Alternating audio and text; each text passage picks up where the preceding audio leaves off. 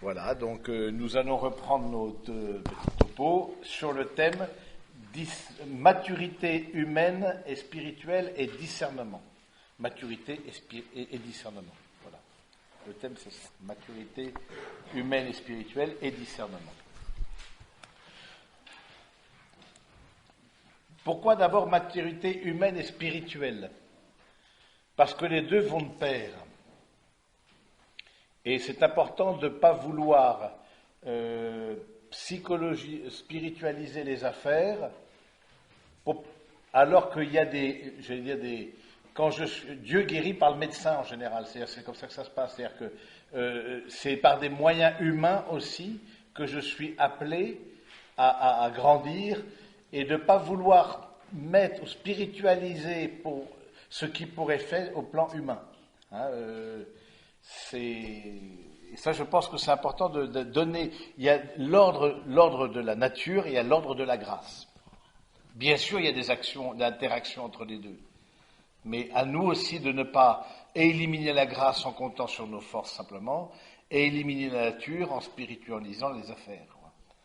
Et en disant, Dieu m'aidera, et alors qu'il a justement des moyens humains, par des visages humains qui sont à tes côtés, à cette logique de l'incarnation, que Dieu aussi vient à ton secours. Donc du coup, maturité humaine et spirituelle, nous sommes une unité. Et de fait, maturité pourrait se traduire par une certaine harmonie, unification de nous-mêmes, une certaine perfection dans l'amour, un certain équilibre, une certaine force intérieure, vérité sur nous-mêmes. Tout ça, c'est un peu les différents moyens avec lesquels on peut traduire le mot maturité. Maturité humaine et spirituelle.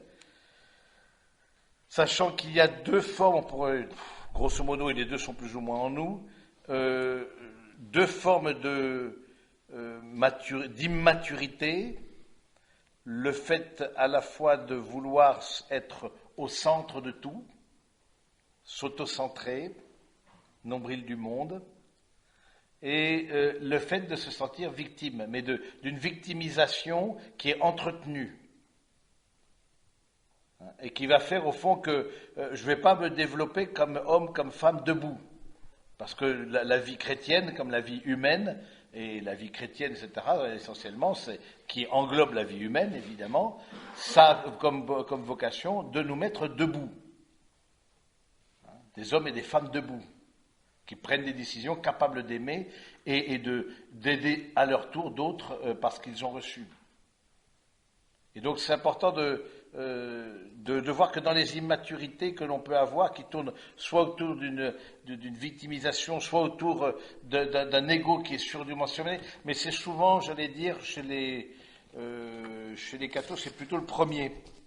C'est-à-dire que c'est plutôt, pas assez de confiance en soi, parfois pas assez on n'a pas une suffisamment idée de soi-même juste, qui fait qu'on se dévalorise, qui fait que, un peu ce système de dévalorisation qui n'est pas juste. Avoir une idée juste de soi-même, c'est pas contre l'humilité. J'aime bien cette phrase de la grande Thérèse, la Thérèse d'Avila, l'humilité, c'est la vérité.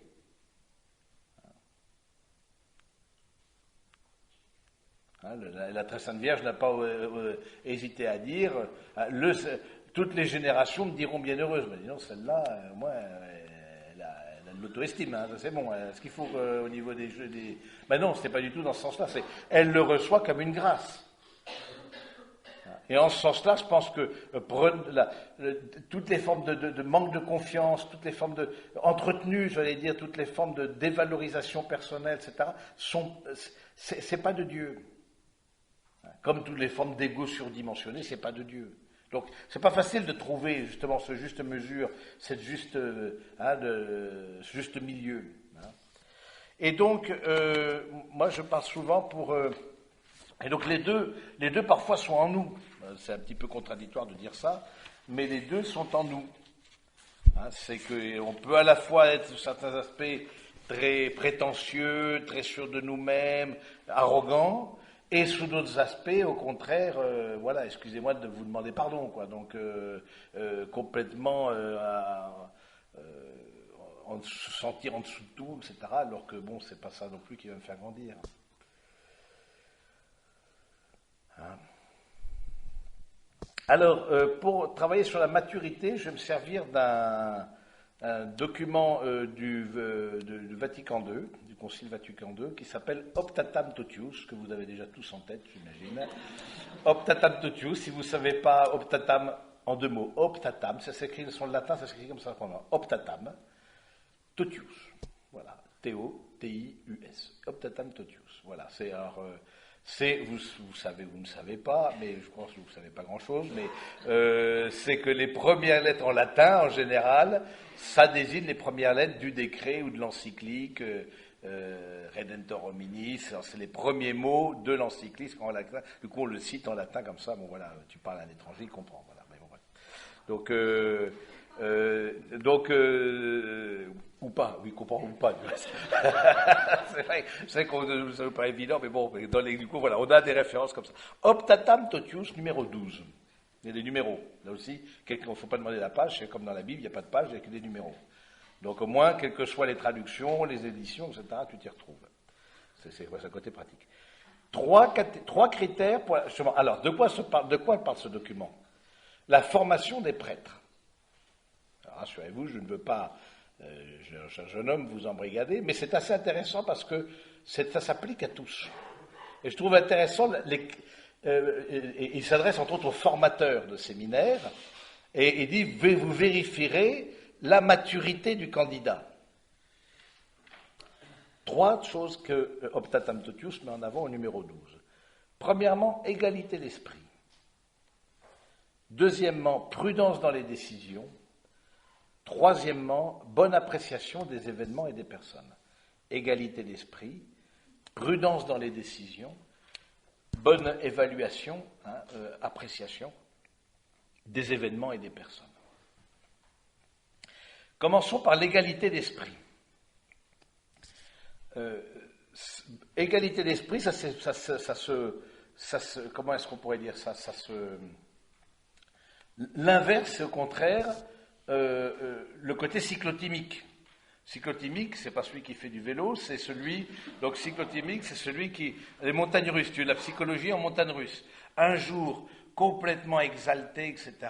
L'autre jour, dépré au maximum, je ne vais vous pleurer. Voilà, on voit bien, ça c'est l'inégalité d'esprit, l'inégalité d'humeur.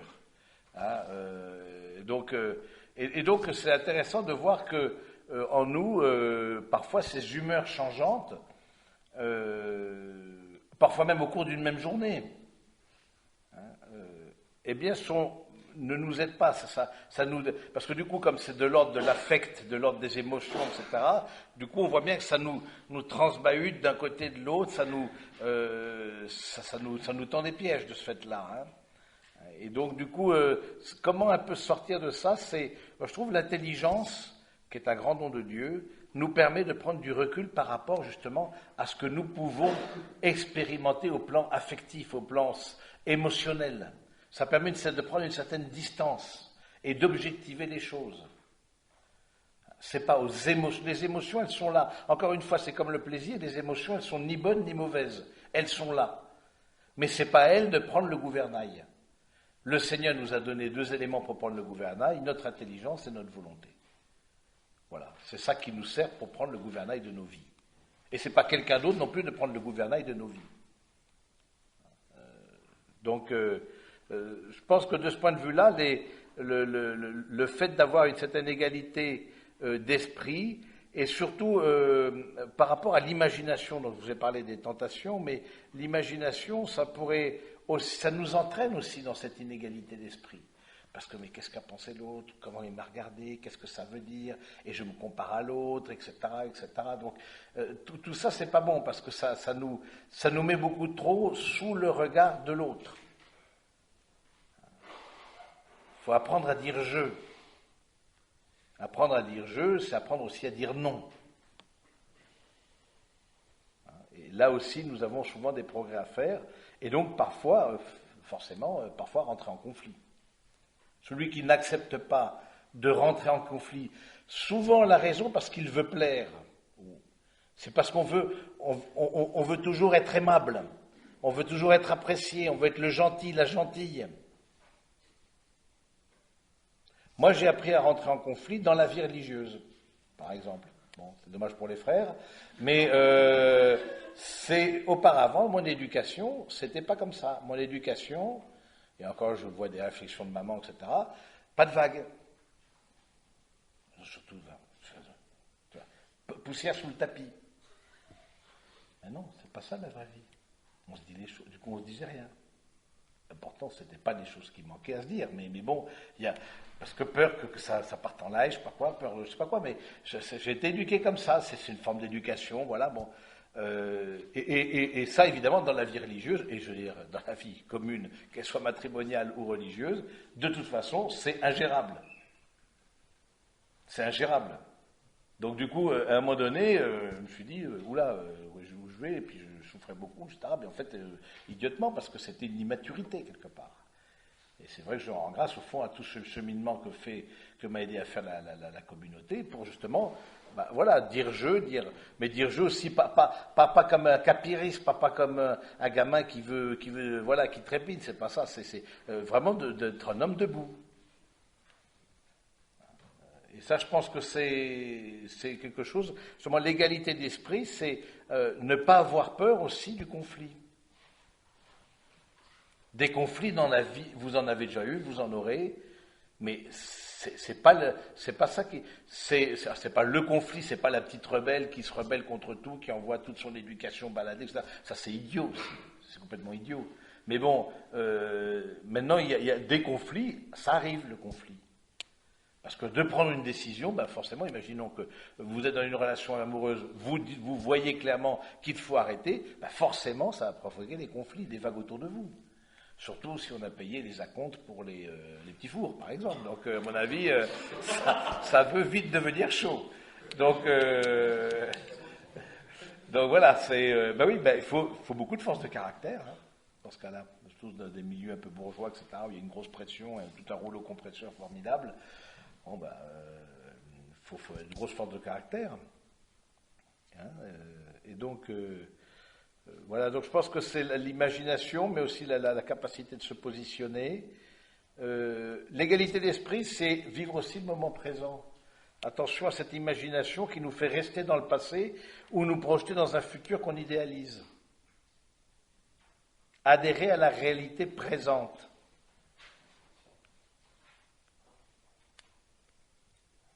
À quoi on voit qu'une personne est mature, c'est qu'elle est ancrée dans le réel. On n'a pas peur de ce réel-là qu'elle vit, cette personne. Réel au niveau de la santé, réel au niveau des relations familiales, amoureuses, professionnelles. C'est ce réel-là. Alors que précisément, l'inégalité d'esprit voudrait justement nous faire rêver d'un autre réel.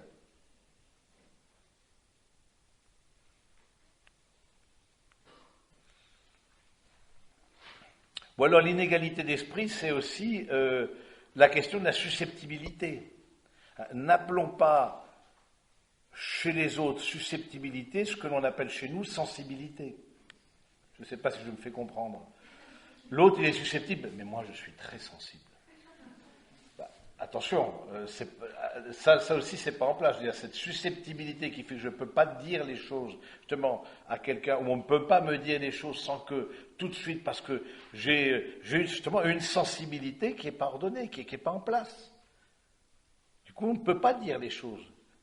Les autres ne me le disent pas, mais pourquoi? Peut-être qu'ils ont peur de ma réaction excessive dans l'emportement ou dans la colère ou dans...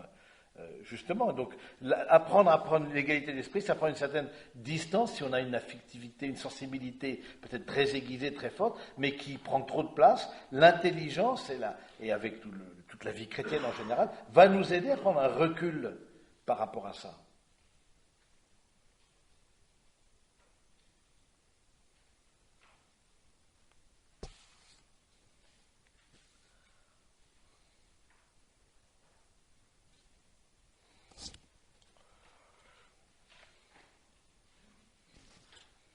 Et c'est pour ça que, arrivé à une certaine maturité, ça ne se fait pas sans souffrance.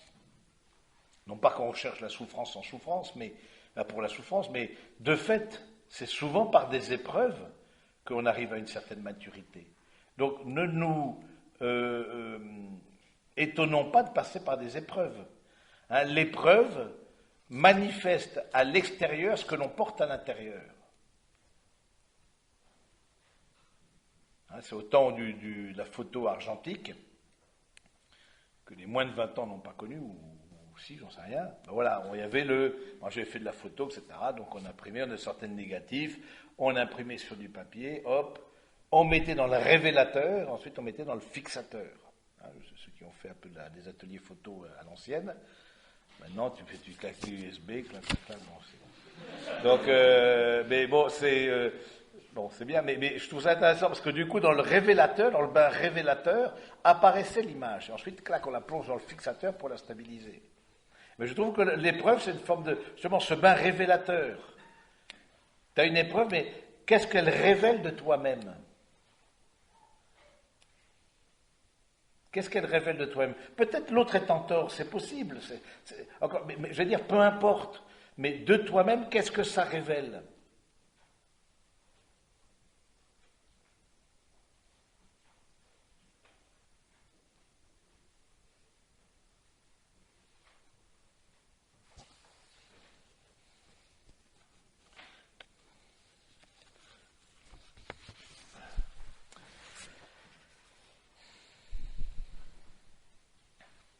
Alors, si la maturité par rapport à l'égalité d'esprit consiste à l'accueil du réel, la maturité spirituelle, la maturité humaine pour la première, mais la spirituelle à ce niveau-là, c'est l'accueil de la volonté de Dieu telle qu'elle se manifeste. On verra demain avec les critères de discernement, mais je vous reciterai cette citation que j'aime bien du philosophe Pascal. Les circonstances et les nécessités, voilà nos maîtres spirituels. Tu es dans cette famille, dans ce pays, avec ce corps-là, avec ces problèmes professionnels-là, dans ce hic et nunc, c'est-à-dire hic et nunc, c'est encore du latin, c'est ici et maintenant.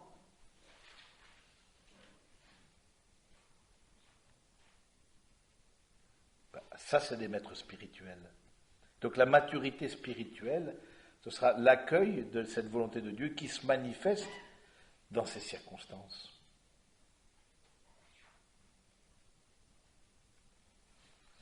Deuxième point, la prudence dans les décisions. La prudence donc, est une des vertus cardinales, comme les points cardinaux.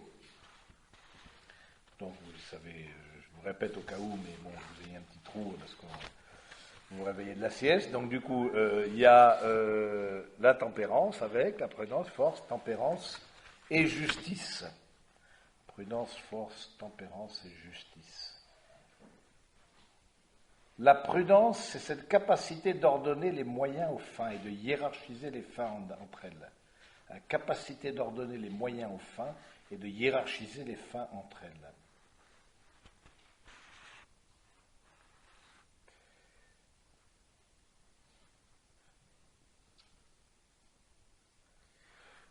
La prudence, c'est pas appuyer sur le frein. Ça peut être très dangereux, même dans la circulation routière, que d'appuyer brusquement sur le frein. Donc, ah oui, je suis très prudent, c'est-à-dire que j'en fais le minimum. Mais non, ça peut être très imprudent d'en faire le minimum. Et donc, la prudence donc c'est la vertu de prudence. La vertu de prudence, c'est intéressant de me dire quelques mots sur la vertu. La vertu, donc, c'est une force, une disposition. La définition, c'est disposition permanente acquise par la répétition des actes. Hein, vertu, quelqu'un virtuose, hein, on parle au niveau artistique, un virtuose, ben voilà, c'est quelqu'un qui a en lui, qui possède l'art du piano, l'art du violoncelle, l'art du théâtre, l'art de la peinture, mais c'est rarement inné, je veux dire, c'est souvent il y a des génies, quelques génies, pour qui c'est très facile, à 4 ans ils composent des symphonies, mais la plupart du temps, c'est la répétition des actes. la répétition des actes qui va faire le virtuose, et beaucoup de travail. Et de même, au plan humain, la vertu de prudence, ce n'est pas un acte de prudence qui va faire la personne prudente. De même, ce n'est pas un acte d'imprudence qui va faire de la personne imprudente. Mais c'est la multiplicité des actes qui va nous emmener ou vers la vertu ou vers le vice. Sachant que, comme on l'a vu ce matin, le premier acte vers la vertu est souvent le plus difficile, parce que quitter... Bon. Les 3 étapes de la prudence, de la vertu de prudence. Premièrement, la délibération. Quand on a une décision à prendre. Donc la vertu de prudence, comme le discernement en général, vise la prise de décision. Donc ce que je vous dis là, c'est pour toute prise de décision. Le discernement ne vise pas la contemplation, c'est-à-dire ne vise pas, c'est ce qu'on appelle l'intelligence pratique, c'est pas l'intelligence spéculative. Spéculative non pas pour les cours boursiers, mais l'intelligence spéculative, c'est l'intelligence qui a le but de contempler la Trinité, de contempler les mystères de Dieu, contempler la nature, ça, qui n'a pas forcément à passer à l'action. Là, c'est de l'ordre de l'acte, de l'agir. Donc, 3 étapes de la vertu de prudence. Premièrement, la réflexion, la délibération. Pourquoi est-ce que je veux prendre, on s'entend, des décisions un peu importantes, choisir entre un pain au raisin et un pain au chocolat, il n'y a pas besoin de prendre toutes les étapes que je viens de vous dire, sinon vous mourrez de faim devant la boulangerie. Donc du coup, donc première chose, donc la délibération. Ne pas prendre une décision sous l'émotion. L'émotion, elle est là, elle est en compte, elle est peut-être un indice, elle nous donne un petit... On la nie pas non plus, parce que si on la nie, c'est l'effet cocotte-minute dont on tient le bouchon. Donc ça peut être compliqué. Donc la réflexion, la délibération, c'est pourquoi je veux prendre telle décision. Pourquoi, qu'est-ce que j'ai comme élément, qu'est-ce que, voilà... Parfois, ça m'arrive très vite. Ces étapes-là se passent dans un temps très court. Mais au fond, parfois, ça peut prendre plus de temps. Deuxième chose, le conseil. Demander conseil à des personnes capables de se conseiller. Il y en a beaucoup qui se confessent à leur coiffeur. Mais bon, ils peuvent se confesser, mais il ne donnera jamais la solution. Donc, d'autres voilà, qui racontent leur vie à leur boucher, à leur commerçant. C'est pas la bonne personne. Donc, demander conseil à qui peut me donner des conseils.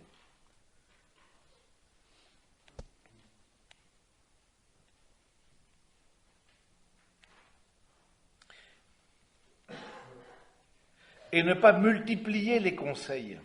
C'est un peu l'exercice qu'on vous a demandé de faire pendant la retraite, de vous tenir à votre accompagnateur ou accompagnatrice, sauf cas particulier, mais bon... voilà, vous dites, c'est pas multiplier, parce qu'ensuite, trop de conseils, tu le conseilles. C'est-à-dire, si je vais demander à un tel, le père un tel, chacun, forcément, avec sa bonne foi, me dira ce qu'il en pense, mais c'est pas forcément que ça va dans le même sens.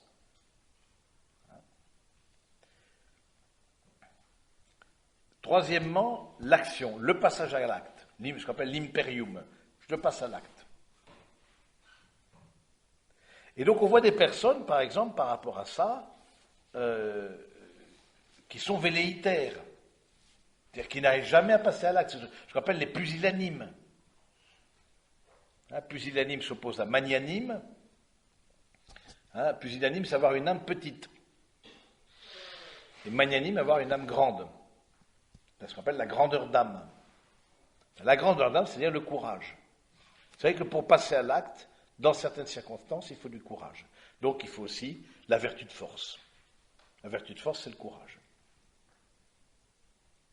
Donc, c'est intéressant de voir qu'au fond, et des personnes qui restent, on voit des personnes qui font comme un cercle, qui vont, je vais réfléchir encore, puis je vais reprendre conseil, et puis je vais réfléchir, et puis maintenant, je n'ai peut-être pas assez demandé conseil, et qui finalement n'arrivent jamais à prendre une décision dans leur vie. Donc, il en va aussi de la fécondité de leur vie qui n'est pas au rendez-vous. Parce qu'à un moment donné, il faut shooter dans le ballon, quoi. J'aime bien ce que dit le pape François de ce point de vue-là. Il dit, je préfère une église qui s'engage, même si c'est qu'à un cas et qui sont un peu blessés, que plutôt qu'une église de musée. Voilà, parfois, oui, on fait des trucs, c'est pas terrible, on redresse, puis on avance. Parce que, et une chose qui paralyse l'action, C'est la peur de l'échec. C'est la peur, c'est quelque part, souvent des peurs, là aussi c'est au niveau des émotions, les peurs. La peur de l'échec, la peur de souffrir. Ah, j'ai déjà eu une relation amoureuse, vous ne savez pas comme j'ai souffert mon père, plus jamais les femmes maintenant, etc. Bon, ben non, mais c'est pas ça. C'est pas comme ça que ça se passe. On guérit de mauvaises expériences en se faisant de bonnes expériences. C'est la manière de guérir.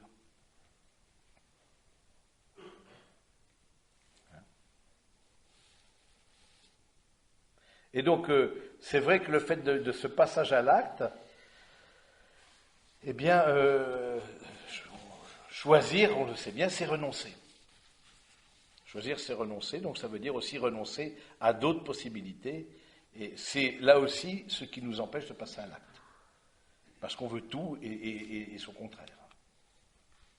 Il y a une sorte de jouissance d'avoir les possibles devant nous.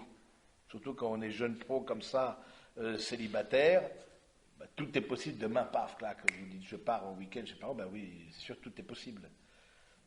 Mais bon, le fait de ne pas choisir aussi fait que quelque part vos vies, quand il y a des choix à faire, bah, restent en deçà de ce qu'elles pourraient être et donner comme fruit, quoi. Au fond, ce passage à l'acte, comme la vertu de prudence en général, c'est le signe d'un amour. C'est le signe d'un amour. C'est le signe d'un amour qui s'engage. La liberté, c'est une liberté pour quelque chose. C'est pas une liberté en soi. J'exerce ma liberté quand j'ai pris des décisions, quand j'ai engagé ma liberté. Ah, mais je suis libre, j'ai pris aucune décision. Mais justement, tu n'es pas libre. Comment montrer que tu es libre? C'est en prenant des décisions.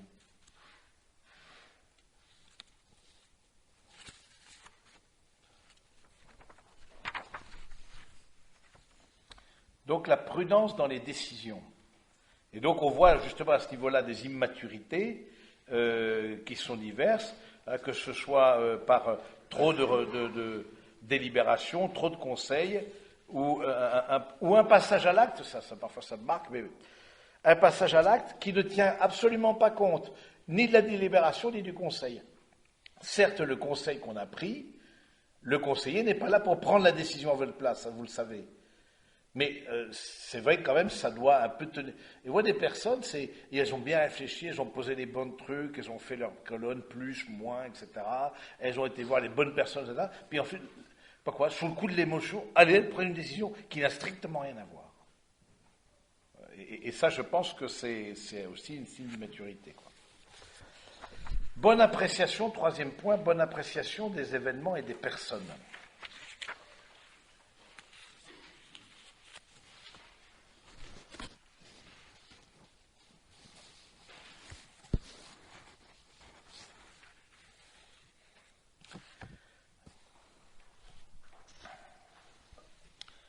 C'est important de ne pas donner à un événement dans notre vie une importance excessive.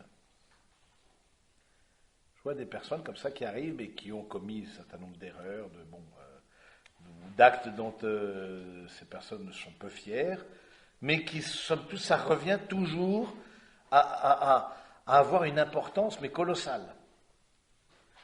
Et je trouve ça intéressant en morale, quand on étudie la morale, la théologie morale, la différence entre acte et personne. On peut poser des actes mauvais sans être une personne mauvaise.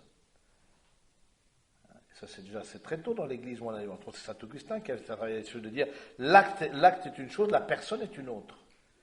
L'image de Dieu reste comme un sceau dans le cœur de chaque être humain. La ressemblance, elle se travaille. Donc c'est vrai qu'entre acte et personne, tu as peut-être fait une erreur pour X raisons au niveau professionnel, au niveau affectif, mais ta vie ne se résume pas à ça. Et donc d'avoir une maturité, c'est aussi d'avoir une certaine miséricorde envers soi-même, qui nous permettra d'avancer, même si des actes que l'on a pu poser, eh bien, n'ont pas été conformes ni même avec notre idéal ou avec ce qu'on aurait souhaité vivre. Une bonne appréciation des personnes. Ça, par exemple, pour la question du mariage, c'est capital. Beaucoup d'échecs dans le mariage viennent d'erreurs de casting. C'est-à-dire qu'il y a eu un mauvais casting à la base, donc forcément, après, ça peut pas le faire, quoi. Et donc c'est d'avoir mais c'est là où ça demande un peu de maturité, de conseil, justement, et de faire confiance aux personnes qui ont peut-être plus d'expérience, un peu d'expérience des personnes, d'expérience des âmes aussi, de ce qu'elles sont. Parce qu'on peut très bien se faire embringuer dans une histoire, par exemple, amoureuse, ou dans une histoire professionnelle, ou dans je sais pas quoi, tout simplement parce qu'on n'a pas l'expérience, parce qu'on est jeune, parce qu'une personne nous a tapé dans l'œil, ou voilà, on a été ou un peu manipulé, ou un peu... alors que, voilà, on a trop donné à une personne beaucoup trop d'importance. Et on lui a donné parfois les rênes de notre vie. Hein, on a vu ce matin avec l'emprise, personne n'a à prendre les rênes de notre vie. Dieu lui-même nous les confie pour que nous les puissions les lui remettre. Mais il nous les confie, on n'est pas des marionnettes. Donc ça veut dire aussi, bonne appréciation des personnes, d'avoir une certaine lucidité à la fois sans idéaliser les personnes, lucidité, mais sans non plus, la fragilité humaine fait partie de notre nature humaine.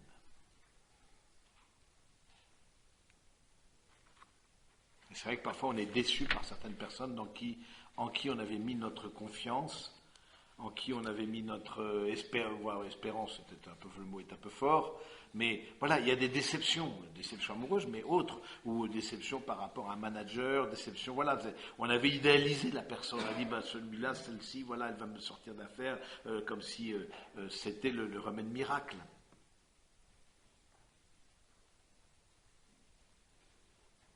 C'est avoir une vision bienveillante, vouloir le bien de l'autre, sans idéaliser l'autre. Et avoir une juste distance par rapport à l'autre. Juste distance, hein, ça fait partie aussi, on a parlé de la chasteté ce matin. La chasteté, ce n'est pas simplement des questions sexuelles. La chasteté, c'est une certaine chasteté, c'est je n'ai pas à avoir une emprise sur l'autre, c'est renoncer aussi à une emprise sur l'autre, à vouloir à un pouvoir que je peux avoir pour X raisons. Hein, comme par exemple le pouvoir spirituel, qui est un vrai pouvoir, de pas l'utiliser voilà, parce que je sens que j'ai une certaine force, et puis du coup je peux très bien vouloir guider la vie des autres, alors qu'on nous demande d'accompagner la vie des autres, c'est pas pareil. Et donc de renoncer à ce certain pouvoir.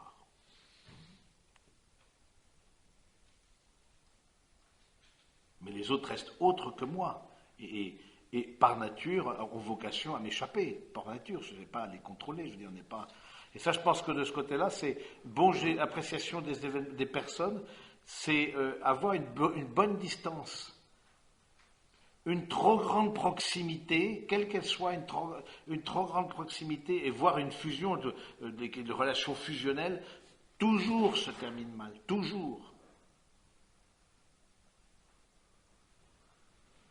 On peut faire confiance en quelqu'un, mais ce n'est pas une confiance aveugle.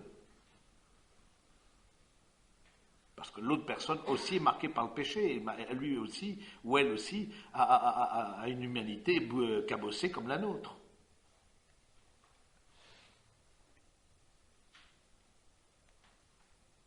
Mais il n'en demeure pas moins que le bon Dieu passe par des personnes. Il n'en demeure pas moins ça, que ces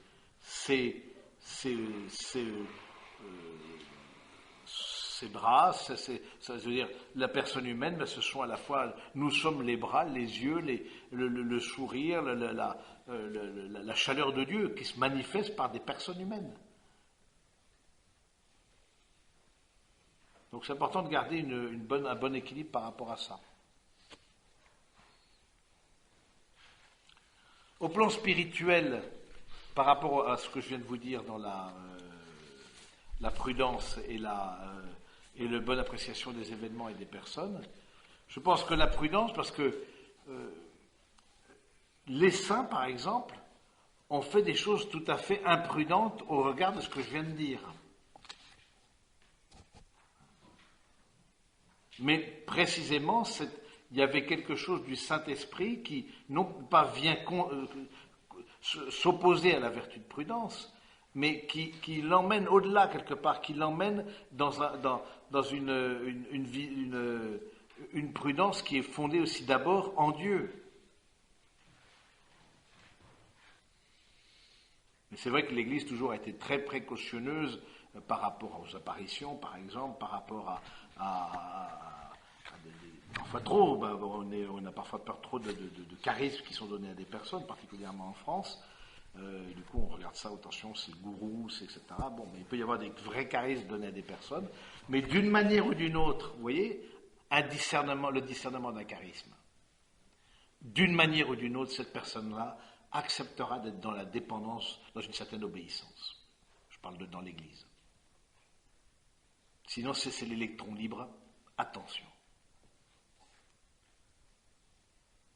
Donc oui, il y a des charismes, oui, il y a des gens qui posent des actes qui sont assez extraordinaires, assez étonnants, auxquels on n'aurait pas pensé, mais d'une manière ou d'une autre, ces charismes, c'est valable pour nous, hein, à notre modeste mesure, on doit remettre ce charisme-là dans une certaine humilité et confiance dans l'Église.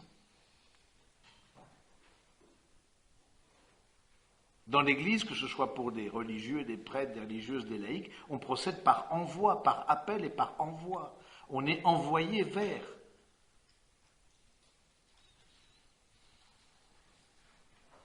Et dans l'appréciation des événements et des personnes, je pense que rien ne remplace, de ce point de vue-là, l'expérience. Et l'expérience spirituelle aussi, la prière, comme on a vu hier, les fruits du Saint-Esprit en nous, ou avant-hier, les fruits du Saint-Esprit en nous aident aussi par rapport à des actes à poser, comme par rapport à une appréciation des personnes ou des événements, à avoir un peu la juste mesure. Est-ce que c'est de Dieu, est-ce que c'est pas de Dieu? Alors, qu'est-ce qu'on fait si on coche toutes les cases de l'immaturité? Prenons le cas, donc soit 99% d'entre vous, qu'est-ce qu'on fait pour ça? Alors, on tient à votre disposition des antidépresseurs, ça c'est une première chose. Ensuite, la neuvaine à Sainte Rita pour les causes désespérées. Et puis, troisième chose, quelques points pour grandir spirituellement et humainement.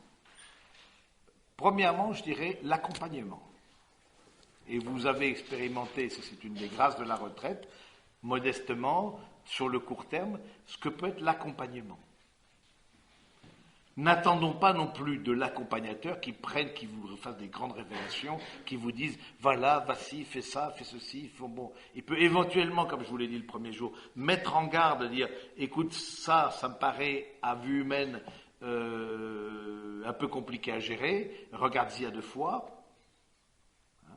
Mais en tout cas, c'est pas lui, évidemment, de décider pour être à votre place, et encore moins, voilà, il doit simplement être là comme à pointer du doigt, tiens, là, avec l'expérience spirituelle que j'ai, c'est pour ça que c'est pas facile de choisir un accompagnateur spirituel, parce que ça demande aussi des expériences spirituelles assez communes, je veux dire, ça demande aussi un certain fit, quoi,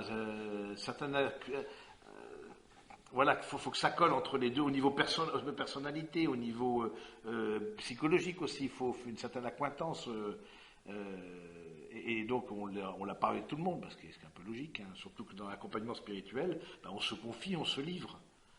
Donc, je pense, une manière vraiment, et ça, je trouve que dans l'Église catholique, c'est assez peu, contrairement à l'Église orthodoxe, où là, tout le monde a son starret, son accompagnateur spirituel, etc.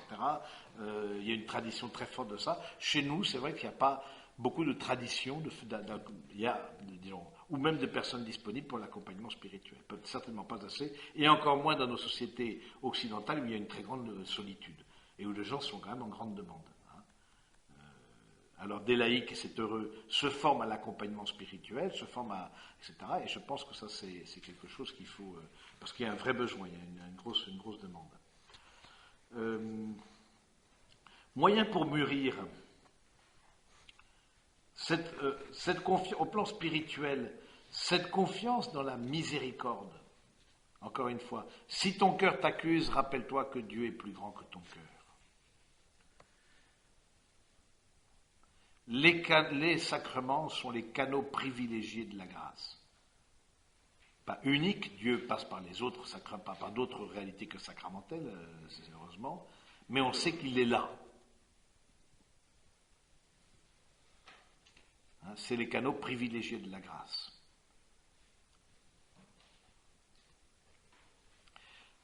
Un autre moyen il peut y avoir aussi des moyens humains. Au plan psychologique, voire au plan psychiatrique dans certains cas, ou au plan de la santé, des moyens humains qui sont à votre disposition pour pouvoir, si vous sentez que c'est quelque chose d'ordre plus, et c'est pas toujours facile quand on est accompagnateur parce que c'est un mix des deux. Il y a la partie spirituelle, mais aussi il y a forcément la partie psychologique. Et donc, comment faire et comme nous, comme accompagnateurs, on n'est pas formés à la partie psychologique. On commence à avoir une certaine expérience de l'âme humaine à force de rencontrer des gens, à force, c'est une certaine expérience un peu sur le tas, mais on n'a pas forcément la science de ça, on n'a pas la formation pour ça. Et donc, du coup, c'est à nous d'envoyer vers des personnes quand besoin se fait sentir, des personnes qui, au plan humain, vont pouvoir vous aider à avancer dans votre vie, tout simplement, je pense aussi à un autre point au plan spirituel, cette fois-ci, c'est l'action de grâce, la louange. La louange, pourquoi ça aide à grandir, ça aide à mûrir la louange? Parce qu'on ne fait pas toujours les immaturités, d'une manière ou d'une autre, c'est une forme de repli sur nous-mêmes. Les immaturités, c'est une sorte de repli, comme on l'a vu, soit parce que je me sens nul, etc. Soit je me replie, je me repais de moi-même dans un égo surdimensionné. Et donc, du coup, je trouve que la louange, ça nous décentre. La louange de Dieu, l'action de grâce de façon générale, alors que ce soit dans des groupes de prière, etc., mais de remercier le Seigneur au quotidien, je trouve, ça nous décentre, ça nous permet justement d'être moins fixé sur nos problèmes, moins fixé. Avec la louange, le service. Où est-ce que tu te donnes aujourd'hui? Qu'est-ce qui fait la beauté d'une personne? C'est sa capacité de don. Où est-ce que tu te donnes aujourd'hui? Tu as besoin de te nourrir, oui, tu as besoin d'être accompagné, d'entendre des formations, etc. Mais où est le lieu où tu te donnes? Parce que ce lieu où tu te donnes, ce sera aussi le lieu de croissance. Ce sera aussi le lieu de rencontre avec des frères et des sœurs que tu n'auras pas choisis et qui t'aideront justement à grandir humainement et spirituellement. Et bien souvent, la personne, j'allais dire, que l'on n'a pas choisie et qui nous exaspère le plus, c'est précisément cette personne-là qui va nous aider le plus à grandir. Parce que, pourquoi ça, on voit bien en vie communautaire, il y a des personnes qui nous exaspèrent. Mais le problème n'est pas l'autre, le problème c'est d'abord moi. Comme ça, il y a un père qui a été supérieur longtemps dans la congrégation et qui nous parlait de la correction, qui est assez redoutable, la correction, ce qu'on appelle dans la vie religieuse, la correction fraternelle, qui est souvent plus correction que fraternelle du reste. Donc, la correction fraternelle, c'est-à-dire que on va voir le frère ou la sœur et, grosso modo, on lui dit ce qui ne va pas. Hein? Bon. Alors, il nous a dit, ça c'est juste mais très exigeant, lorsque le frère, le frère, ce que fait le frère, ça ne t'exaspérera plus, tu pourras aller lui dire. Bon, allez, prends ça. C'est-à-dire, lorsqu'au fond, ce ne sera pas simplement d'un hérissement, d'agacement. Voilà, c'est vrai que parfois on est agacé par des attitudes du monde, ça reste humain. Mais lorsque tu as fait un travail sur toi-même d'apaisement, et que tu verras au fond, qu'est-ce que vient toucher le frère en toi? Qu'est-ce que ça vient révéler en toi? Alors, peut-être il a un problème, c'est possible. Ça, bon, maintenant, c'est sa vie, il verra avec aussi ceux qui l'accompagnent, etc. Mais qu'est-ce que en toi ça vient révéler? Qu'est-ce qu'en toi ça vient toucher? Et quand tu seras indifférent à ce qui continue ou qui s'arrête, ben, tu pourras éventuellement lui dire, parce que déjà tu feras vérifier par un autre père qui est plus expérimenté que... parce que j'étais jeune, oui, il y a beaucoup de frères qui m'exaspéraient, mais il y a encore des frères qui m'exaspèrent, c'est encore autre chose. Mais bon, toujours est-il que tu iras fais vérifier faut toujours faire vérifier qu'on est dans le juste. Parce que justement, par rapport à ça, on peut très bien être pas tout à fait réaliste quoi, dans la réalité. Et je pense que, en tout cas, le service, c'est comme la vie professionnelle. Là, nous voyons le travail comme un service. Même si on occupe de grandes responsabilités, etc., c'est un service. Et donc le service nous fait rentrer dans une logique de don qui nous fait mûrir, qui nous fait avancer.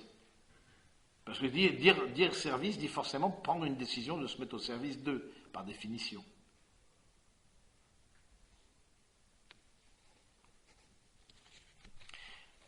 Troisième ou xème point, l'espérance.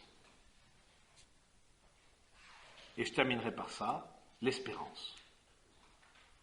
N'attendons pas d'être parfaits pour nous mettre en chemin. Ce perfectionnisme qui nous tend des pièges, qui nous rend la vie impossible. J'aime bien dans le film de Mel Gibson, La Passion du Christ, j'aime bien ce passage, cette évocation de la résurrection, où on voit, on devine le Christ qui sort nu du tombeau et qui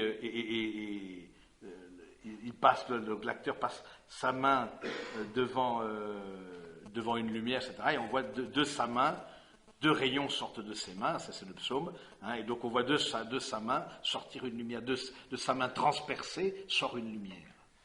Hein, et je pense que c'est très important que le Christ soit ressuscité avec ses plaies, et non pas comme super bodybuildé, impeccable, à l'arrêt bien sur le côté. Non, mais parce que quelque part, ça ne m'aurait pas intéressé, quoi. Moi, je suis beaucoup plus intéressé par un Christ qui ressuscite avec ses plaies. De ses plaies, c'est des plaies lumineuses. Alors oui, on est un peu cabossé. Oui, on a eu des grands garçons, des grandes filles, vous avez vécu des choses, etc. Bon, mais de ces plaies peut naître une fécondité. Je suis toujours marqué par l'exemple de Tim Guénard, je ne sais pas si ça vous dit quelque chose, Tim Guénard, hein, qui a, enfant de la DAS, délinquant, je pense qu'il a fait aussi de la prison, etc. Bon. Et puis il a il y a eu deux grâces dans sa vie, la rencontre avec Dieu, la rencontre avec sa femme. Et j'ai rencontré cet homme-là à une occasion, j'étais très, très marqué par un homme qu'on sent qu'il y a eu beaucoup de souffrance. Il y a eu beaucoup de souffrance dans sa vie. Mais c'est un homme qui est apaisé. Et de ses souffrances, il en a fait, il a construit une famille, et plus encore, maintenant, il accueille dans sa famille des enfants placés par le juge, etc. De ses souffrances est née une fécondité. Et ça, c'est l'espérance chrétienne. Blessés, mais nous avançons. Nous avançons parce que nous ne nous regardons pas. On n'est pas dans l'autocontemplation, on n'est pas dans l'imperfectionnisme de nous-mêmes. Non, on avance parce que d'abord on regarde le Seigneur. Hein, mets ta main dans mon côté, mets tes doigts dans mes plaies, etc. Sois croyant. Cesse d'être incrédule.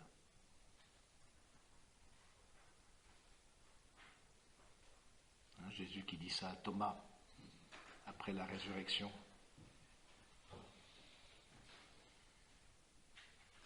Et c'est vrai que la disparition de l'espérance chrétienne dans nos pays de vieille chrétienté donne la place à une forme de désespérance. Désespérance parce que du coup, la personne blessée, la personne qui, voilà, que ce soit dans le sein maternel ou que ce soit en fin de vie, voilà. À quoi ça sert? Alors on va demander cette grâce au Seigneur de nous construire, et je pense que c'est la grâce de l'Église, c'est une grâce de l'Église énorme, c'est de pouvoir nous construire tel qu'on est, à notre manière. Il ne s'agit pas de de voir une seule tête, etc., de tout le monde sur le même modèle. Non, non.